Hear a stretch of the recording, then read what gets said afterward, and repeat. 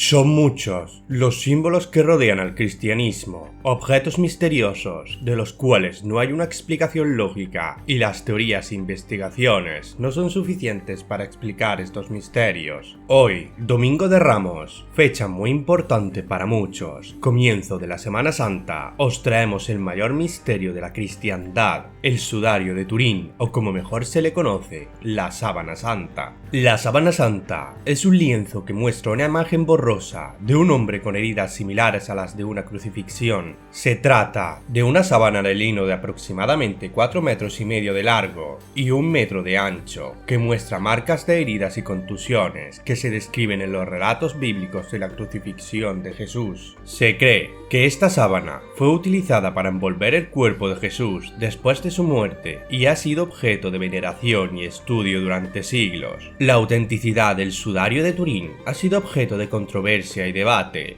Algunos sostienen que es el auténtico sudario que envolvió el cuerpo de Jesús, mientras que otros argumentan que podría ser una falsificación elaborada. A lo largo de los años, se han llevado a cabo numerosos estudios científicos, análisis forenses y pruebas radiocarbónicas en un intento por descifrar su origen y autenticidad, pero las conclusiones han sido variadas y no concluyentes. Pero, ¿dónde comienza la historia de esta sábana? Dejando atrás la creencia de que esta sábana realmente fue la que cubrió el cuerpo de Jesucristo al morir, lo cierto es que las pruebas realizadas y lo que se sabe de ella a través de la historia, estaríamos probablemente ante una sábana que estuvo en Jerusalén en la misma época que Jesús. Diversas pruebas como el estudio de las muestras de polen recogidas en la sábana y la detección de siluetas de varias plantas recogidas en la tela convergen en que estuvo en Jerusalén. Este trabajo fue realizado por Avinoam Danin y Uri Baruch, investigadores de la Universidad Hebrea de Jerusalén, junto a Max Frey Sulzer, un criminólogo retirado de la policía suiza. Algunas de esas muestras de polen proceden naturalmente de Europa, pero otras vienen de Turquía, más concretamente de Constantinopla y la región desértica cerca de Edesa, otras de Palestina y del Mar Muerto, algunos de plantas que crecen solo en primavera, entre ellas 3 tipos de plantas que crecen juntas solo entre Hebrón y Jerusalén. Además, varios expertos de textiles del mundo tuvieron la oportunidad de estudiar la sábana. Las conclusiones fueron que es una sarga de lino muy cara, tejida en espiga, y que varios elementos atestiguan la gran antigüedad del tejido en sí, entre ellos el tipo de tejido, la presencia de algodón, el blanqueo después del tejido y la costura longitudinal superior de 7 centímetros, que no existe ningún tejido antiguo fabricado en Europa, pero sí en los restos de tejidos encontrados en Masada, la cual era una fortaleza judía tomada por los romanos en el año 73. También se han realizado dataciones directas de la sábana. La prueba del carbono 14 del año 1988 indicó su fabricación entre los años 1260 y 1390, y en abril de 2022 se realizó una nueva prueba de rayos X que indica que la tela tiene unos 2000 años de antigüedad, como las telas encontradas en Masada. Y es que según el historiador británico Ian Wilson, la sábana santa sería llevada desde Jerusalén por el rey Abgar V, quien recibiría este lienzo a finales del siglo I o principios del siglo II. El dato de que el rey Abgar recibió un retrato de Cristo no hecho por mano humana se conoce principalmente por 2 fuentes muy tempranas: la historia eclesiástica de Eusebio de Cesarea y el evangelio apócrifo denominado Doctrina de Tadeo. El lienzo permaneció en un lugar desconocido de Edesa hasta su redescubrimiento en el año 525. Ese año, una enorme riada asoló a la ciudad y puso en descubrimiento un nicho en el que se encontró lo que se llamó el mandilión, sudario en siriaco, o tetradiplón, que significaría doblado 4 veces en sirio. El mandilión permanecería en Edesa hasta el año 944, cuando el emperador de Bizancio consigue comprarlo y llevárselo a Constantinopla. De la llegada del mandilión a Constantinopla existen numerosos testimonios escritos de la época. De entonces se conserva un manuscrito fechado en el 945 y titulado titulado Historia de la imagen de Edesa. Según el historiador Ian Wilson, los bizantinos, al examinar el relicario, se dieron cuenta de que se trataba del lienzo funerario a que se referían los evangelios. Así, y aunque en el relicario solo podía verse el rostro de Jesús, varios textos de la época hacen referencia a algunos detalles que demuestran que en el lienzo podía verse el cuerpo entero. Así, en el sermón que pronunció en la Catedral de Sofía, el arcediano Gregorio el 16 de agosto del 944, al día siguiente de la solemne llegada de la reliquia, Gregorio afirmó haber visto no solo la sangre del rostro, sino también la sangre del costado de Jesús. En Constantinopla, el mantilión permaneció durante el siglo X al XIII. La síndone habría sido robada de la capilla de los emperadores bizantinos durante el tremendo saqueo consumado durante la Cuarta Cruzada, en el año 1204. Seguramente, los templarios se lo llevarían a Francia, donde se redescubre en el año 1356, siendo exhibida en una iglesia en la ciudad de Lirey. Fue en Francia donde se quedó la sábana, siendo propiedad de diferentes dueños y cambiando su ubicación, hasta que en 1453 la sábana fue comprada por el duque Luis de Saboya, quien la guardó en su capital, Chambéry, en su capilla ducal, lugar que recibe en 1502 el nombre de la Capilla Santa. Fue en 1532 cuando la sábana resultó dañada en un incendio en la capilla donde se guardaba. Una gota de plata fundida del relicario le dejó una marca dispuesta simétricamente entre las diversas capas de la tela doblada. Las monjas clarisas trataron de reparar el daño con parches, que se pueden observar como los triángulos blancos de la sábana. El sudario fue trasladado a su actual residencia en Turín en 1578, donde reside hasta nuestros días.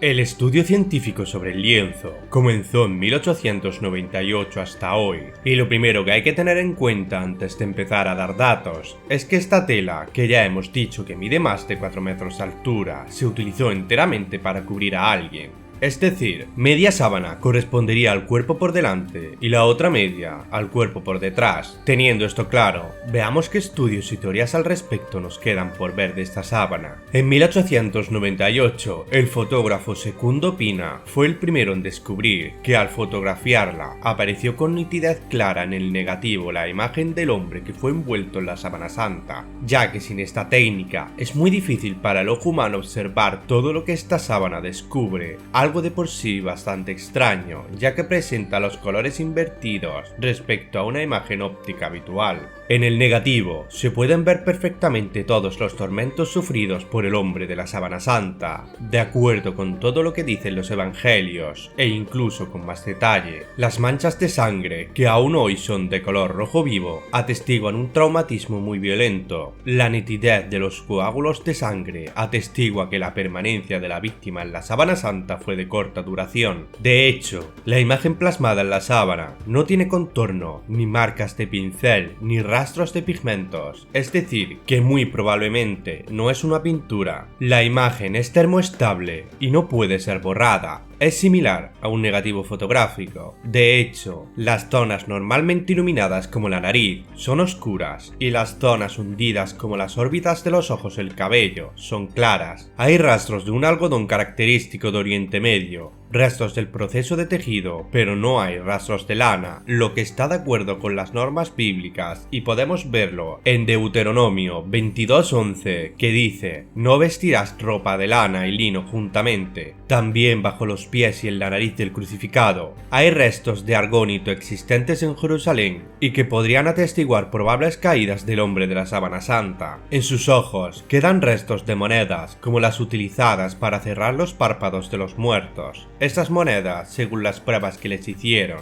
datarían que se acuñaron para Pilatos entre el 29 y el 32 después de Cristo. Sin embargo, no está probado que los judíos de aquella época realizaran esta práctica, además de que eran muy estrictos en lo que a enterramientos se refiere, por lo que parece poco probable que hubieran aceptado poner monedas paganas con símbolos paganos a un difunto. También se encontraron restos de mirra y aloe. Dichos productos se mencionan en los evangelios durante el entierro de Cristo. Alrededor del rostro, una escritura invisible a simple vista parece indicar que el hombre es un nazareno llamado Jesús, condenado a muerte. Esto es lo que podemos ver en la síndone. Enumerando lo más destacado podemos observar en el número 1 las líneas de carbonización, dos líneas oscuras paralelas longitudinalmente, interesadas por 29 remiendos triangulares, realizados con un material distinto. Estos remiendos cubren los agujeros causados por una gota de metal fundido de la urna que contenía la sábana plegada varias veces, durante el incendio declarado en 1532 en la capilla de Chambéry donde se custodiaba. En el 2 podemos ver signos dejados por el agua para apagar el incendio. En el 3 podemos ver la herida de clavo en la muñeca izquierda. Además, un experimento que se llevó a cabo en 1930, el cirujano Pierre Barbet concluyó que las marcas de los clavos en la sábana santa eran correctas y correspondían a un hueco entre los huesos metacarpianos. Esta forma de clavar, además, afecta a una serie de nervios que provocan el plegado del pulgar, lo que explicaría que en la sábana santa solo estén 4 dedos marcados.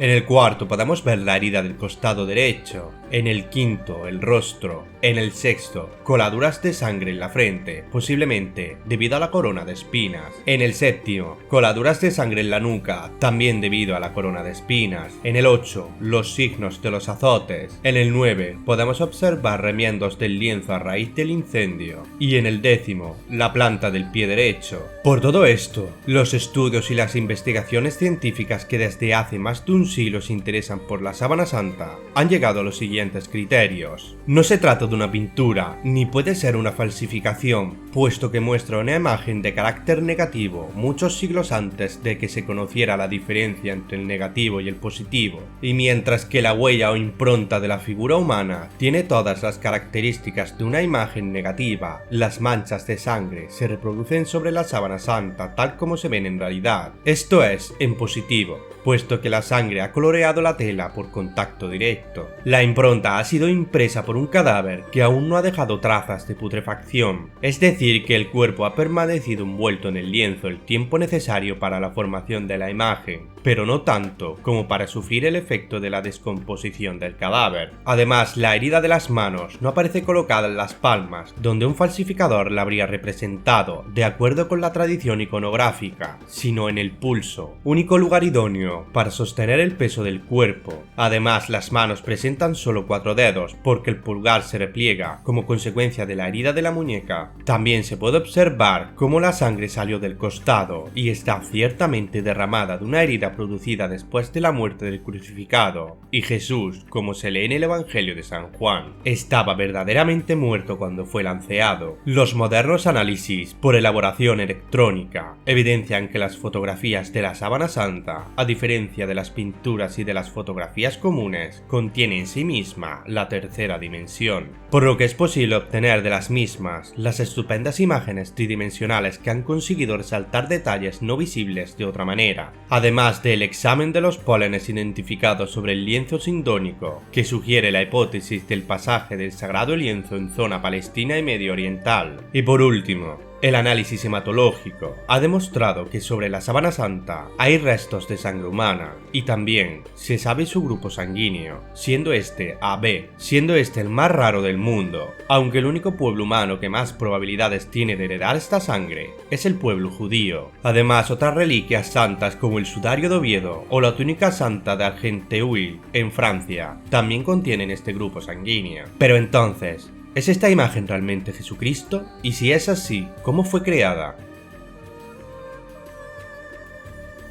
Se han sugerido diferentes explicaciones a la creación de la imagen, tanto naturales como sobrenaturales. Los investigadores estadounidenses Stevenson y Haberman, en su libro Dictamen sobre la Sábana Santa, ofrecían un análisis comparado de las distintas teorías de formación de la imagen. Esta tabla, confeccionada en 1981, no recoge trabajos posteriores con pigmentos o similares que han producido imágenes que, según sus autores, cumplen las características de superficialidad y tridimensionalidad, entre otras. En ella podemos observar las características de la sábana santa, junto con las teorías más aceptadas y las características que éstas cumplen replicar respecto a la sábana santa. Y a la luz de todas las investigaciones, afirmaciones y descubrimientos, las únicas teorías posibles podrían ser que la síndone esté hecha en base a una capa de hidratos de carbono. R.N. Rogers y A. Arnoldi propusieron una explicación natural que no descarta la autenticidad del lienzo. Según estos autores, los aminoácidos del cuerpo humano reaccionan pronto con la capa de hidratos de carbono antes de que los líquidos producto de la descomposición manchen o dañen la tela. Los gases de los cuerpos muertos son extremadamente reactivos químicamente y al cabo de un par de horas, en entornos como los sepulcros, el cuerpo empieza a producir aminos más fuertes en sus tejidos,